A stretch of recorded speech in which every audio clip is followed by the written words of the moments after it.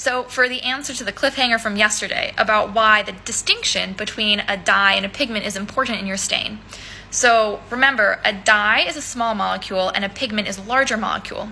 So typically a dye will color a wood that is fine grained, also called closed grain, which would be your cherries, your maples, your birches, your alders, because they have small pores and the small dye molecule can fit into that. But a pigment would not color those woods very well because the pigment molecule is too large.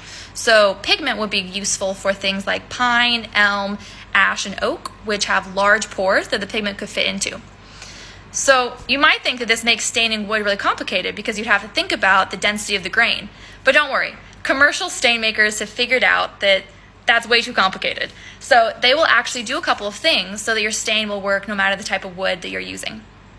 So for example, one thing they do is for pigment-containing stains, they actually add a binder, which would be like linseed oil. And that actually helps the pigment adhere to a fine-grained or small pore wood. They will also do stains that are mixtures of both dye and pigment, so you cover all your bases for whatever type of wood you're using it on. Stay tuned for our next word, where we're going to dive more into grains.